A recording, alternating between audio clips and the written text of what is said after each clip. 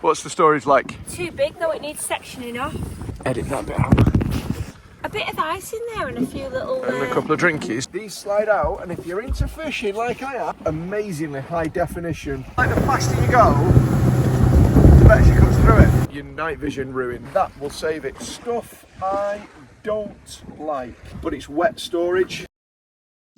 Hello guys, and thank you for joining the Bill Hire Marine YouTube channel.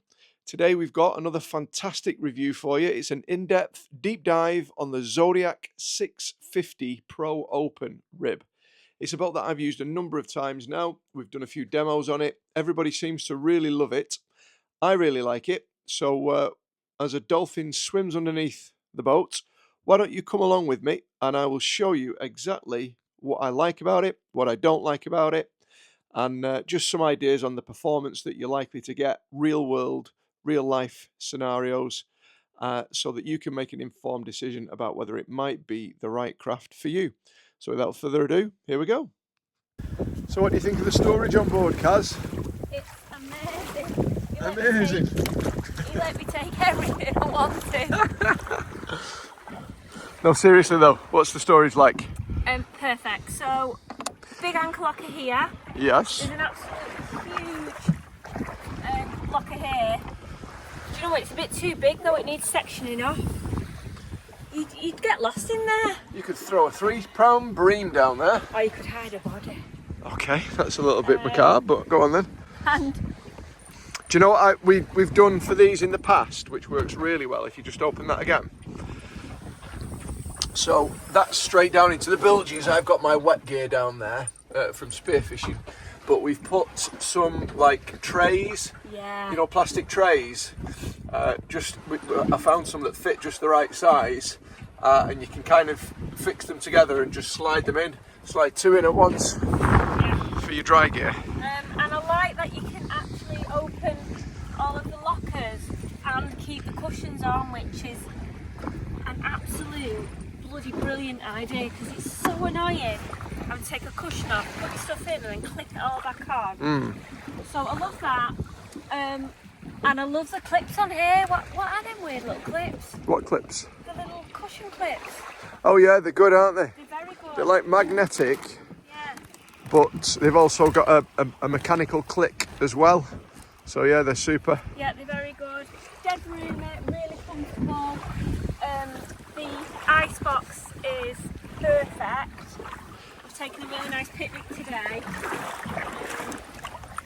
And you can just lift that out of the boat and take it to the beach with you really, really easily. 2 lovely little side lockers here, which is perfect for shoes, like, or at the end of the day now, like wet swim gear. You just go in there because they're dead tiny. Look, just perfect. Do you know what? A bit of ice in there and a few little... And a couple of drinkies, yeah. And you can take that out. And you've got your battery switch down there. I think it's more... That's an ice box in the making. Do you know what else is really cool? If you want to grab the camera, I'll show them. So this is a really... If you want to sit back, go back that way, Kaza. So this is a huge, big, comfy 4-person seat here. 1, 2, 3, 4, and these are really cosseted here, so you can, you know, you don't feel like you're going to fall out. They're very safe. You've got good grab handles there. But the pièce de la résistance, these slide out, and if you're into fishing like I am, you've got 2 rod holders on either side. What do you think about that? You like that, don't you? They all come off, which is, if you, depending on what you're doing, if you were skiing off it, I'd take all the backrests off and then you can just get on and off the boat really, really easily. Yeah, I bet you didn't know there was this either. Oh! Lots of storage. I love it! Yeah, you can put dry gear in there, phones, drones, whatever you want. You've got 2 cup holders, so big cup holder, small cup holder, that'll hold like a Yeti size flask. You're not sponsored by Yeti though, are you? No, I'm not yet. Not yet. Yeti, get in touch. Yeti, yeah. You've got a Raymarine Element GPS plotter finder. It's a 9-inch screen, really amazingly high definition sounder. It's the best sounder I've used, I think, that one. I've shown you a little bit about the 3D view, but it shows you a full down and side scan, and it was working even at 30 knots, 30 miles an hour, about 27 knots, which is amazing. Another really cool little feature, if you want to come around this side, is the nav lights. So that's your all-round white light. Where I'm here, I can't see it. The worst thing at night when you're trying to navigate is having your night vision ruined, and that will save it completely, so you can see what's going on at night time. Other little features I like. The metalwork is really finished nicely. Yeah. I don't know, is it powder coated? It's powder coated, yeah, powder coated aluminium matte. So yeah, it's lovely. There's lots and lots of grab handles, both sides of the tubes. The seat patches on top of the tubes, mostly cosmetic, but if you've got quite a few people, extra people, I mean, we've got seating for 2, 6 and 7 maybe here, but you could fit another 2 or 3 on the tubes if you needed to, just for beach hopping and stuff like that. Your fuel fill is right at the bow, which really helps. I filled up today at the petrol station and it was crowded, wasn't it, Kaz? Yeah. It was really full. It's really easy to come round. Your fuel fill is right near the back of your car. If it was at the stern, there would have been absolute carnage at the filling station today, but that really saved my bacon. There's a good quality stainless steel bollard, right where you want it, just for mooring off. Here you've got 2 cleats on the sides, and you've got a good bow roller which works nicely. You've got stainless steel nav lights, port and starboard. What else have you got that I really like? The floor, I think. This is an EVA foam deck.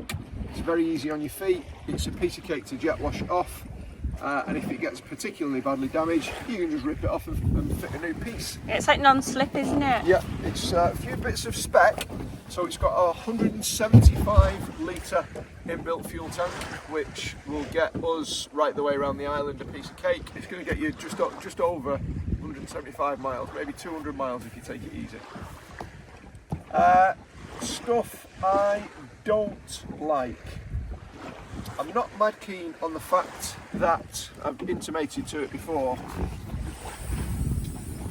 the bilges, I mean, you've got all this beautiful storage in here, but it's wet storage, so it's fine for wakeboards, wetsuits, skis, that kind of thing.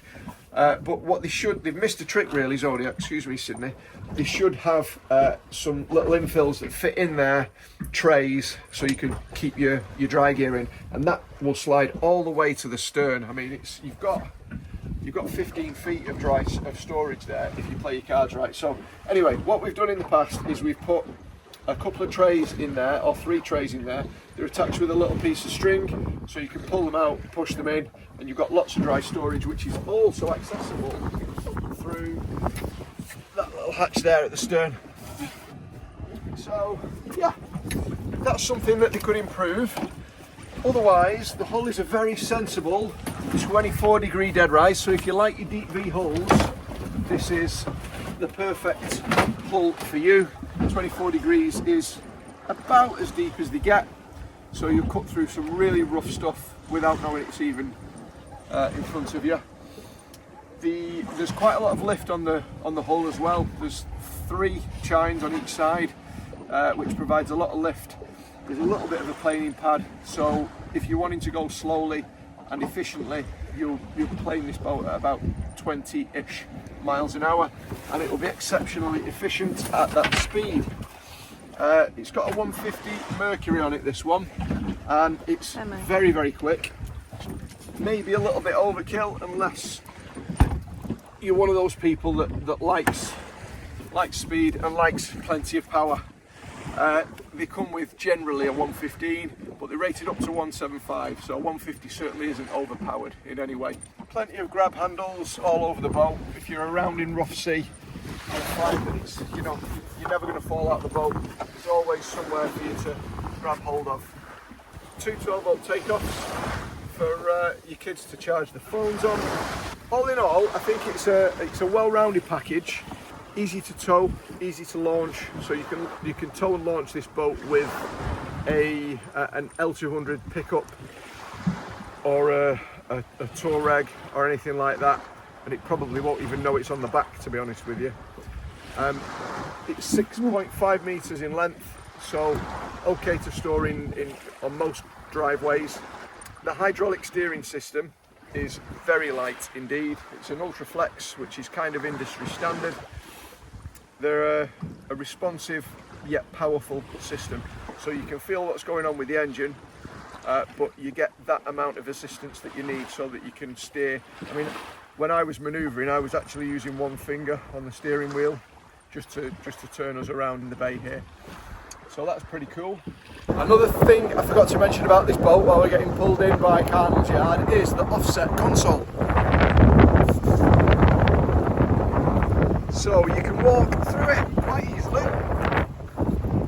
So for a boat of 6.5 metres long, it's got loads and loads of space to walk through, and also a good sized console. Fuel consumption to Llandwin and back, which is about 8 miles, I've used 20 litres exactly, so that's 16 miles, 20 litres, and we were really giving it some on the way back.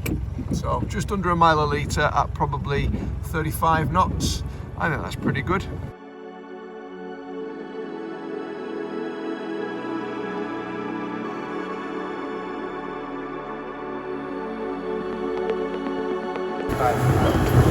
So I've really opened the tats. I'm going along in quite a rough swell now at nearly 40 knots, 35 knots.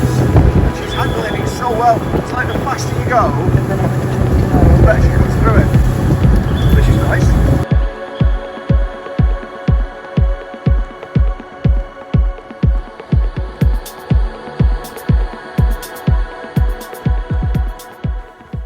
If you found some value in this content, thank you very much for watching, and please subscribe to the channel. It makes a huge difference to us, and it allows us to make much more content like this. And if you're in the North Wales area, then please look us up. We do everything to do with outboards, ribs, boats, inflatables, and we also give the best gold standard service in North Wales. Please look us up. And now for some vital statistics. So top speed we achieved was 50 miles per hour, so about 46.5 knots. Cruising speed came at 3,000 revs, 22 knots, and she was burning just under a litre per mile, which I thought was exceptionally efficient for such a deep V hull. So if you like watching this kind of content as much as I enjoy making it, then please hit the notification button, and that way the next time one of my videos drops, you'll get to know about it. So until next time, thank you very much for watching.